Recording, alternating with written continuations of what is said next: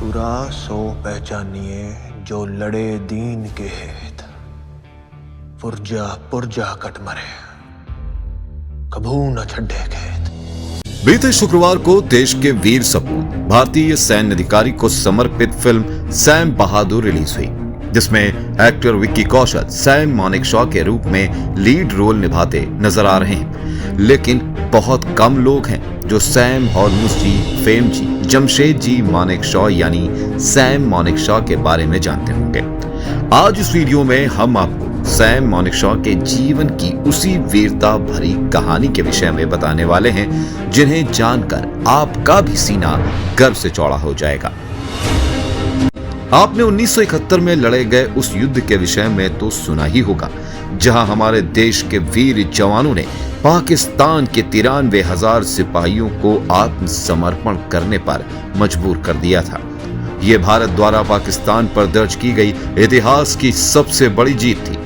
अब यूं तो उस जीत का सेहरा बहुत से वीर जाबाजों के सिर बंधा था, लेकिन उस जीत का श्रेय अगर किसी एक सिपाही को दिया जाए तो ऐसे में सैम मानेकशॉ का नाम सबसे ऊपर आता है, जो कि 1971 युद्ध के दौरान भारतीय सेना के प्रमुख थे।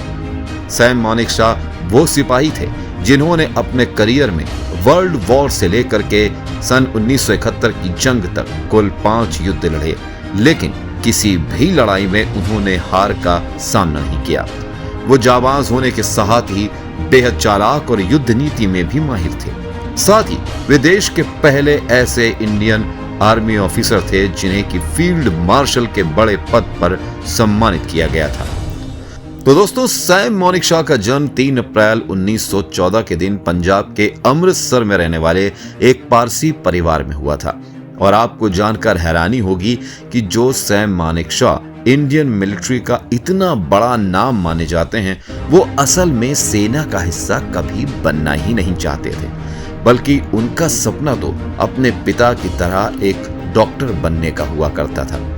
दरअसल सैम की उम्र जब 15 साल की हुई तो उन्होंने अपने पिता से आगे की पढ़ाई के लिए विदेश जाने की जिद की, लेकिन उनके पिता ने उन्हें विदेश भेजने से साफ इनकार कर दिया।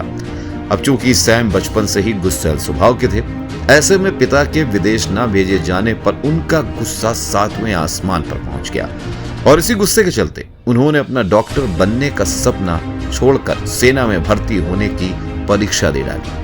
और इस परीक्षा को पास करने के बाद साल 1932 में उन्होंने IMA यानी कि इंडियन मिलिट्री एकेडमी को ज्वाइन किया। इस तरह अपने ड्रीम जॉब को छोड़ मिलिट्री ही उनका करियर बन गया। ये वो वक्त था जब हमारा देश भारत आजाद नहीं था। हमारी भारतीय सेना अंग्रेजों के लिए जंग लड़ा करती थी। उस समय इसे ब्रिटिश इंडियन आर्मी कहा जाता था।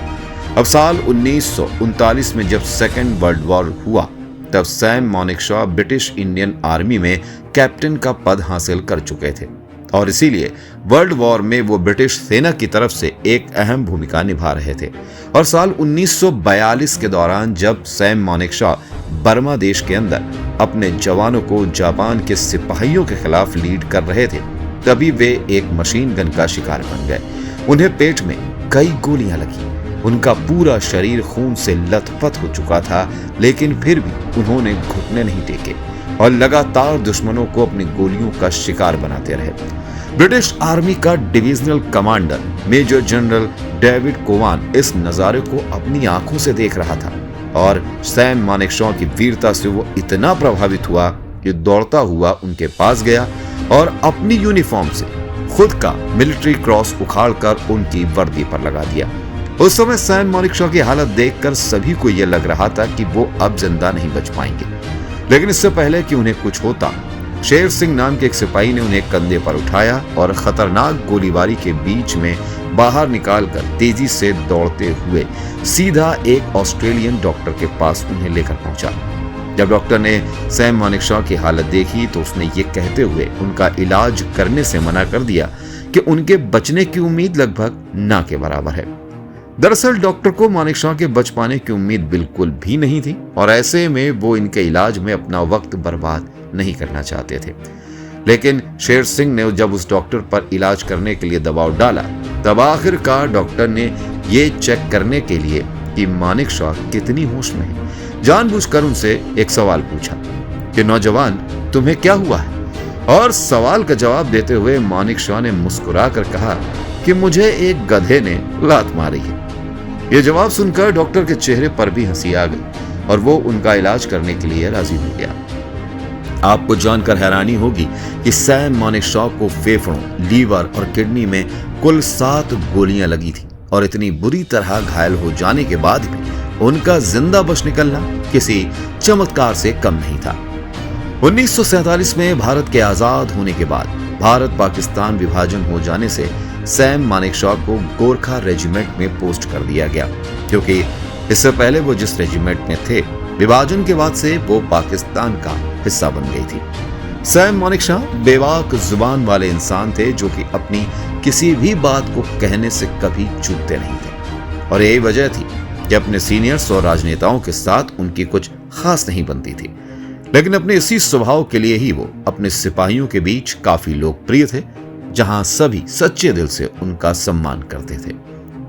यूं तो सैम मानिक शॉ अपनी लाइफ में एक से बढ़कर एक मुश्किलों और मुसीबतों का सामना कर चुके थे, लेकिन उनकी जिंदगी की सबसे कठिन चुनौती तब सामने आई जब भारतीय सेना के सबसे सीनियर कमांडर होने के नाते साल 1969 में उन्हें आर्मी चीफ बना दिया गया था।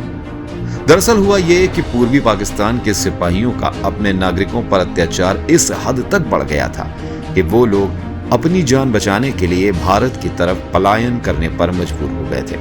मामले की गंभीरता को समझते हुए तत्कालीन प्रधानमंत्री इंदिरा गांधी ने सैम मानिक शॉ के साथ तुरंत एक मीटिंग की और पाकिस्तान को जल्द से जल्द मुंहतोड़ जवाब देने के लिए कहा। असल में इंदिरा गांधी चाहती थी कि यह युद्ध जितना जल्दी हो सके शुरू हो जाए, लेकिन मानिक शॉ के हिसाब से उस वक्त जंग शुरू करना भारत के लिए ठीक नहीं था, क्योंकि तब दुश्मन सिर्फ पाकिस्तान ही नहीं बल्कि चीन भी था और अगर चीन और पाकिस्तान दोनों के साथ एक ही वक्त पर जंग शुरू हो जाती तो ऐसे में भारत की हार निश्चित थी।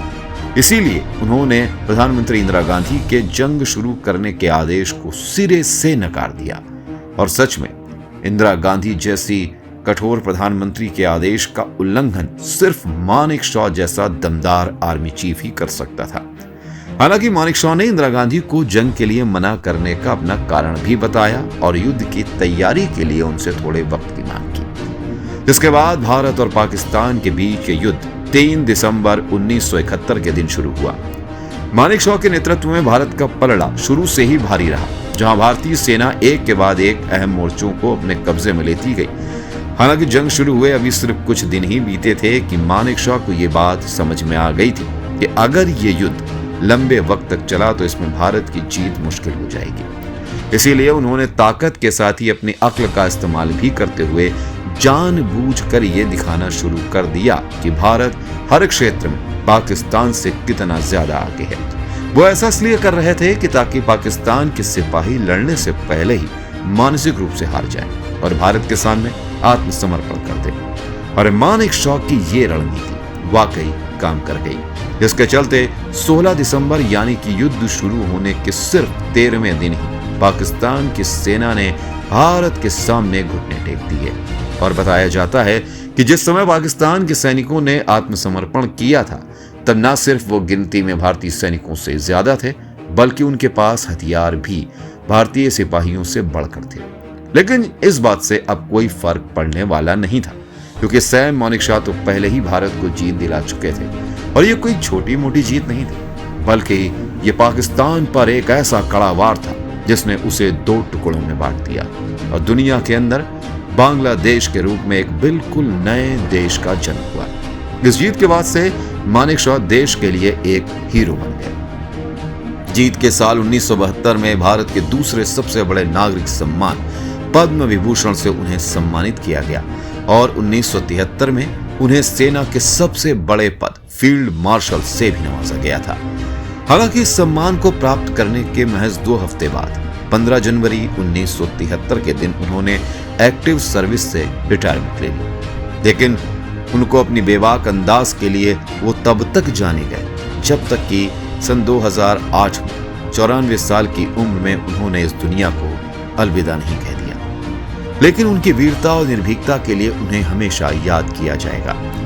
फिलहाल बॉलीवुड फिल्म सैम बहादुर मानेकशॉ के जीवन पर आधारित है।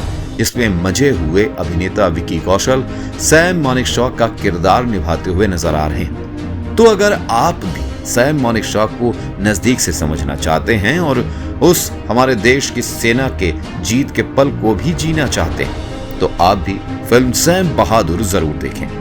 उम्मीद है कि आपको ये वीडियो जरूर पसंद आई होगी। इस जानकारी से भरे वीडियो को ज्यादातर लोगों के पास शेयर करें, लाइक करें और हमारे चैनल को आज ही सब्सक्राइब करें। धन्यवाद।